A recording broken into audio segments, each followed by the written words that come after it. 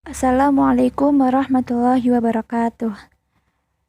Hari ini kami dari kelompok yang beranggotakan Alia Amelia, Muhammad Farul Herdianto, Nurul Rosalinda, Rofiki Ahmad Rifai, dan Nasrila Rahmafidin, saya sendiri, akan mempresentasikan atau menjelaskan tentang bab perancangan produk baru dalam perspektif supply chain management. Seperti yang kita ketahui bahwa supply chain management merupakan manajemen terintegrasi terhadap penanganan aliran barang, aliran informasi, dan aliran uang yang terjadi dari hulu ke hilir ataupun sebaliknya dari hilir ke hulu, yang tidak pernah terlepas dari tujuannya, yaitu untuk dapat memenuhi permintaan atau tuntutan konsumen, sehingga konsumen dapat merasakan puas atas produk yang mereka beli, yang tentunya produk dengan kualitas yang bagus, produk dengan biaya yang ekonomis dan atau murah, produk yang pelayanan atau pengiriman cepat dan tepat.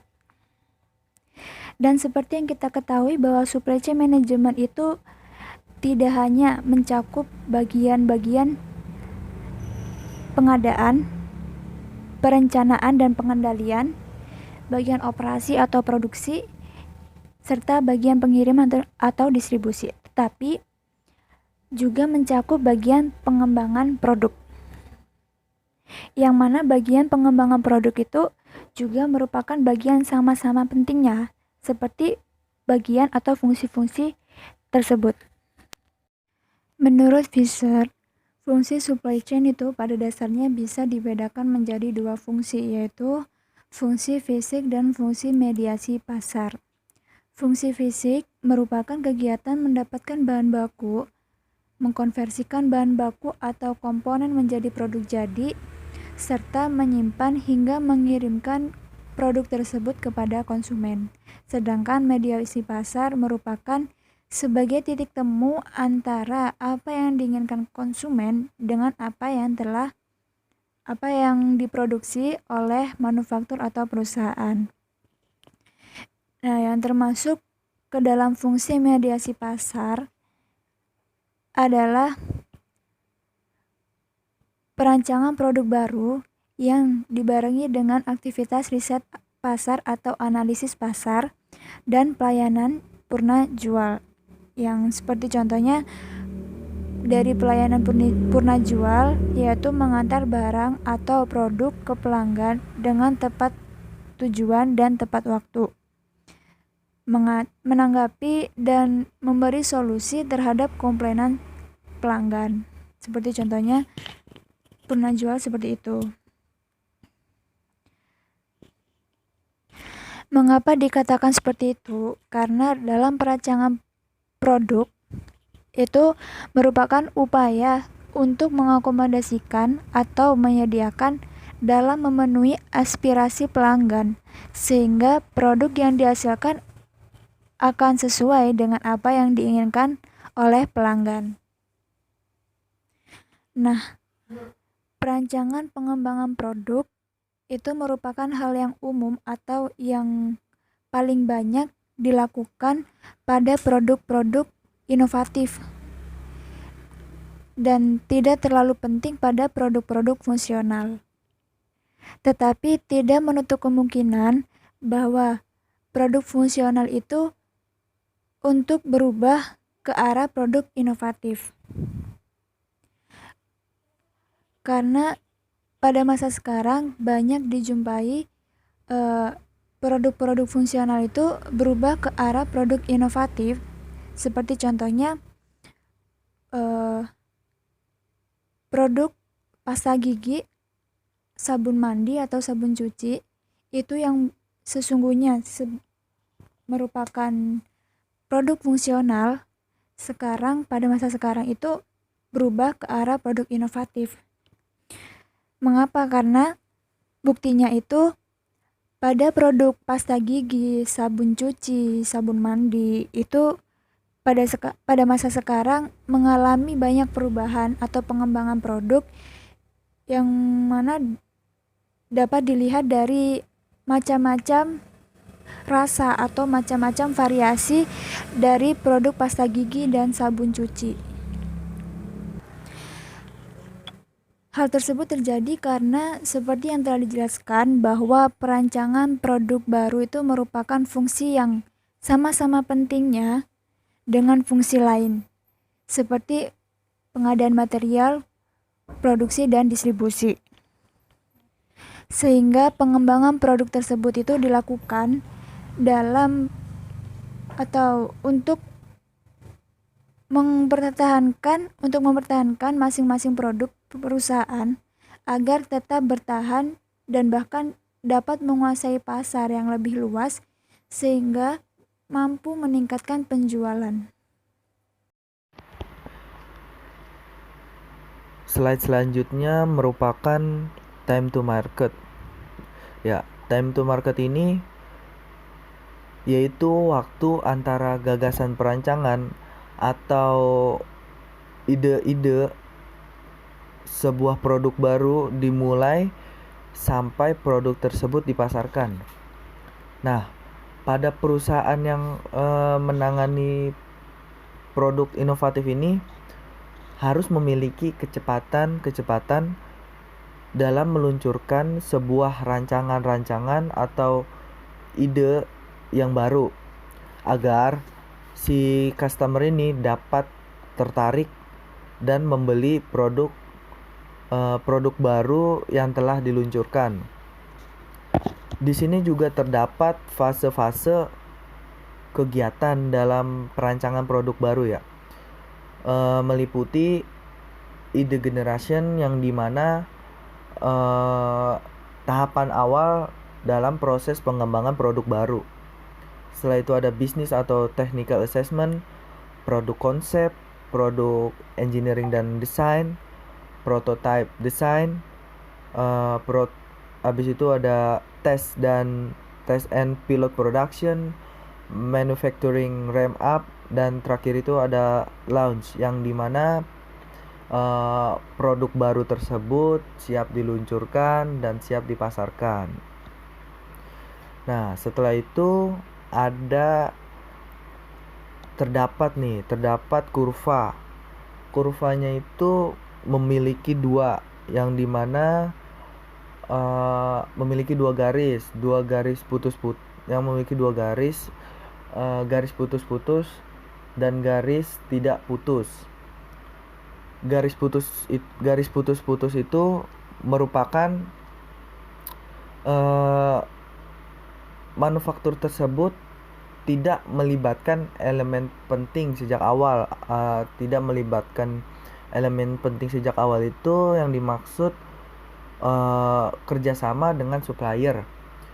Ya, mungkin di awal itu biaya operasionalnya itu yang mereka keluarkan itu agak sedikit kecil. Ya, agak sedikit.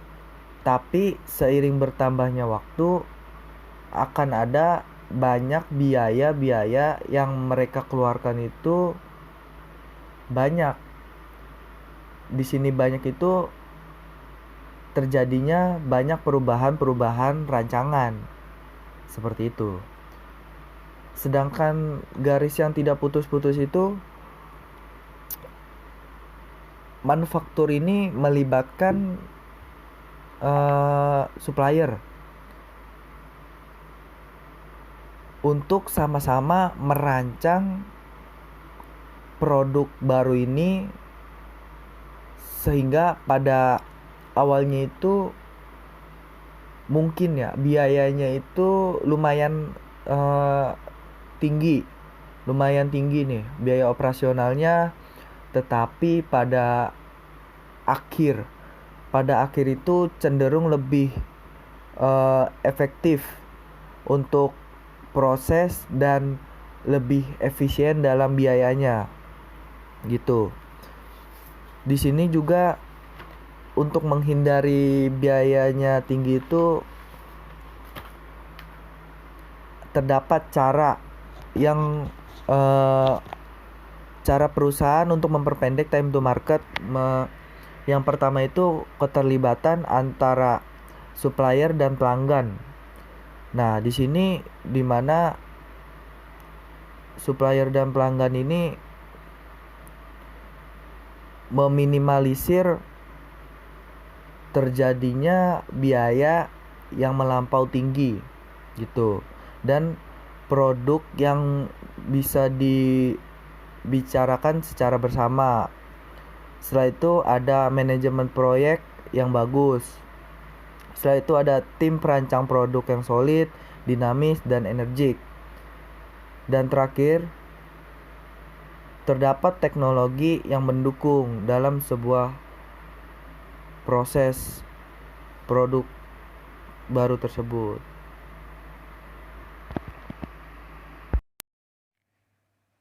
Keterlibatan supplier dalam perancangan produk baru. Sebelum perusahaan melakukan proses perancangan produk baru, perusahaan harus lebih dulu memilih dan menentukan supplier yang nantinya bisa dilibatkan untuk membantu kegiatan perancangan produk baru tersebut. Nah, perusahaan tentunya telah memiliki ketentuan-ketentuan yang menjadi kebijakan perusahaan itu sendiri dalam memilih suppliernya. Supplier yang dilibatkan pada kegiatan perancangan produk baru tersebut itu untuk membantu memberikan masukan maupun ide maupun konsep tentang suatu produk dan mengenai material apakah dan material yang bagaimanakah yang cocok serta bisa dibuat dengan mesin-mesin yang dimiliki oleh perusahaan dalam rancangan produk baru tersebut. Dan juga yang pastinya supplier nanti bisa memasok material yang dibutuhkan perusahaan. Nah, bagi perusahaan yang menerlibatkan supplier dalam perancangan produk pada proses awal itu akan memberikan manfaat bagi perusahaan itu sendiri, yaitu diantaranya penghematan biaya material. Mengapa? Karena dapat meminimalisir terjadinya revisi atau perubahan pada rancangan produk tersebut yang mungkin terjadi pada fase-fase yang lebih awal lagi. Maksudnya pengulangan pada fase-fase yang lebih awal lagi. Jadi kalau misalkan terjadi revisi rancangan produk tersebut sehingga hal yang seperti itulah yang dapat mengakibatkan biaya yang dibutuhkan itu lebih banyak daripada satu kali produksi produk tersebut karena memproduksi ulang produk tersebut. Kemudian yang kedua yaitu peningkatan kualitas dan kecocokan material dengan rancangan yang dibuat. Karena supplier yang lebih mengetahui atau ahli yang telah memberikan masukan-masukan tersebut kepada perusahaan mengenai material apakah yang cocok dan material yang kualitas bagus manakah yang bisa membantu dalam perancangan produk baru tersebut, sehingga sangat benar-benar sangat meminimalisir terjadinya kualitas produk yang buruk pada produk baru tersebut. Kemudian yang ketiga yaitu pengurangan waktu perancangan maupun waktu-waktu manufaktur. Maksudnya yaitu karena kemungkinan terjadinya revisi atau perubahan pada perancangan produk baru tersebut itu sangat kecil, sehingga kemungkinan membutuhkan waktu dalam memproduksi ulang produk baru tersebut itu juga kecil, atau bahkan tidak perlu ada pengulangan proses produksi karena tidak ada revisi dari proses-proses produksi produk tersebut.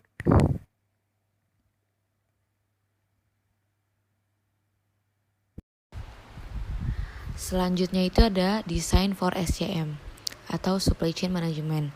Nah, design for SCM ini adalah rancangan produk yang mempertimbangkan supply chain management.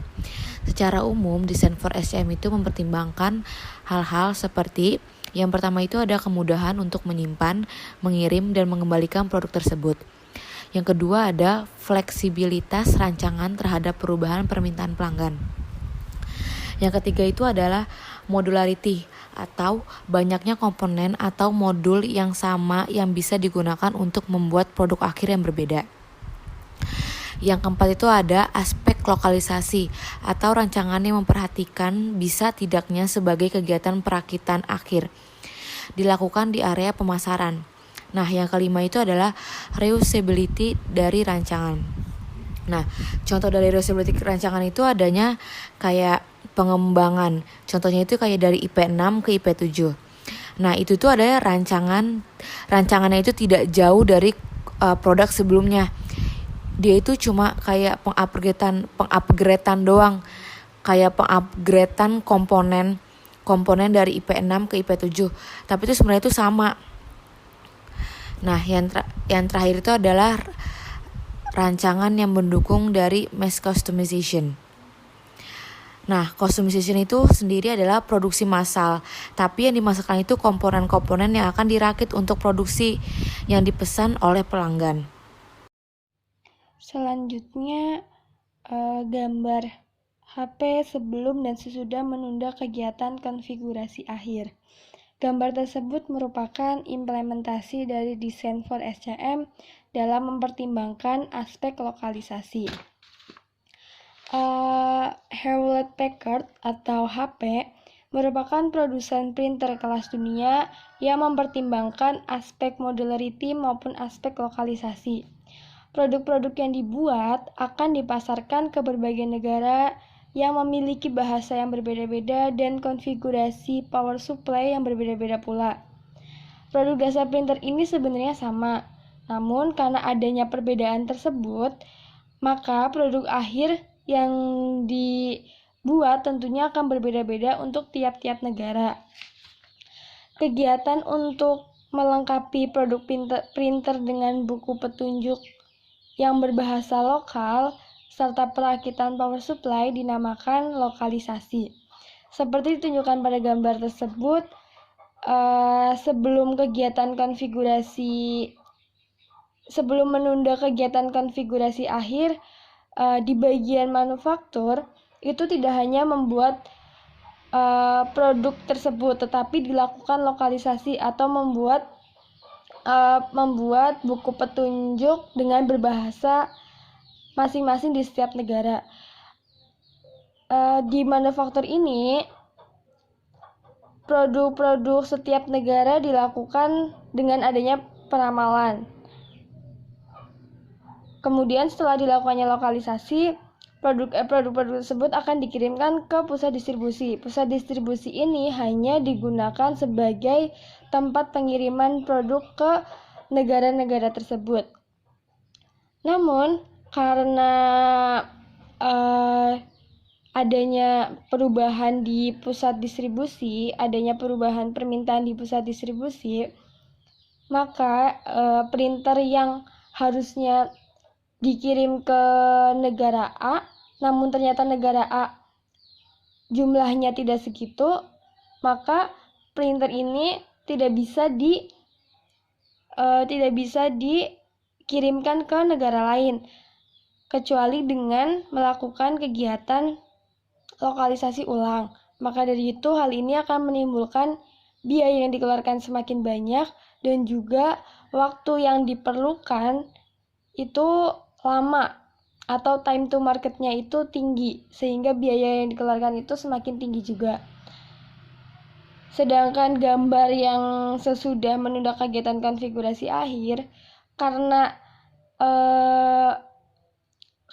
adanya tingginya biaya tersebut, maka perusahaan HP akhirnya mengubah kegiatan supply chain mereka, yaitu dengan menunda kegiatan konfigurasi akhir.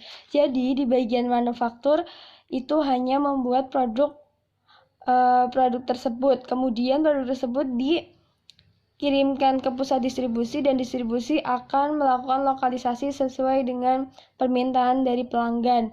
Hal ini akan membuat waktu yang digunakan semakin pendek dan juga biaya yang digunakan semakin rendah. Kegiatan menunda konfigurasi akhir disebut juga dengan logistik postponement. Baik, di sini saya akan menjelaskan tentang rancangan yang mendukung mass customization. Mass customization itu kan adalah sebuah komponen yang akan dirakit untuk menjadi sebuah produk, akan tetapi komponen itu sesuai dengan pesanan request pelanggan. Jadi yang akan diproduksi massal itu adalah komponen-komponen itu yang akan dirakit menjadi sebuah produk jadi sesuai dengan keinginan pelanggan tersebut. Contohnya kita ambil sampel seperti komputer kayak misalkan kita kan merakit sebuah satu unit komputer itu seperti ada RAM mau berapa giga itu sudah disediakan oleh perusahaan dan nanti ke konsumen sendiri yang akan memilihnya. Itu mass customization. Untuk rancangan yang mendukung mass customization pasti ada sedikit pertanyaan, kenapa sih rancangan didukung oleh mass customization? Nah, kemampuan perusahaan sendiri dalam menyediakan komponen atau elemen produk sesuai dengan spesifikasi keinginan pelanggan. Kita ambil contoh, kan di sini ada produk fungsional dan produk variasi. Ini lebih condong ke produk variasi.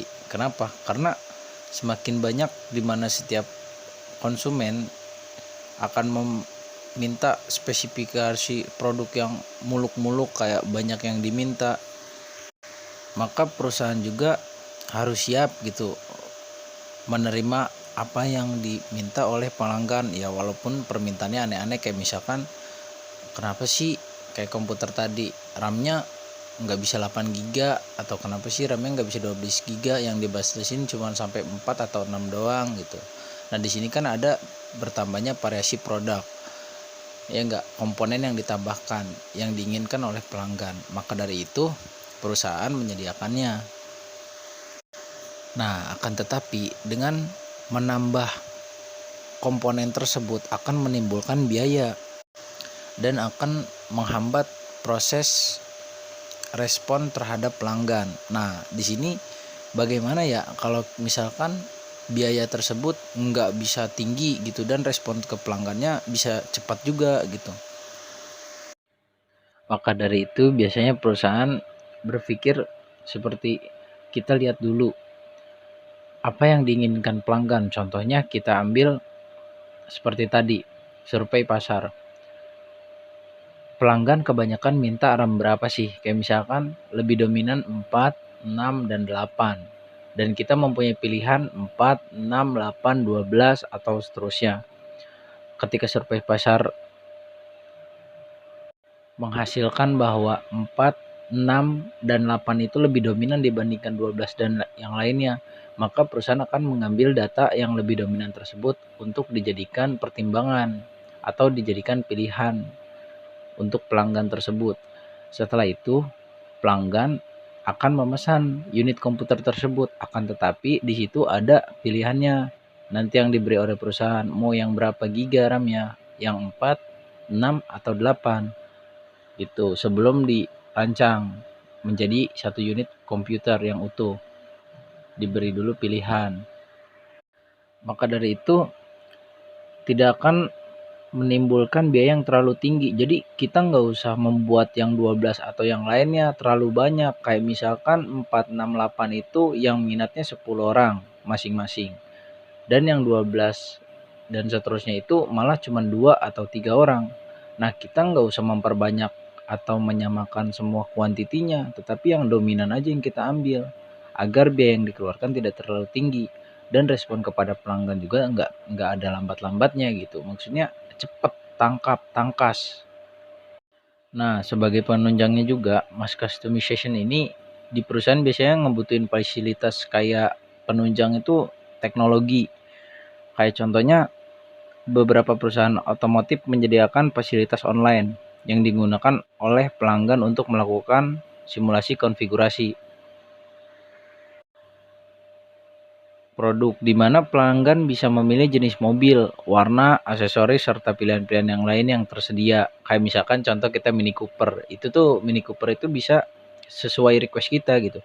Kayak misalkan warnanya mau warna apa gitu, unitnya. Terus dalamnya nih kabinnya mau dirubah nggak nih, atau kursi joknya mau digimana ini, bisa nanti disediain oleh pihak otomotif tersebut, bisa melalui sistem teknologi maupun survei langsung kepada pihak perusahaan tersebut.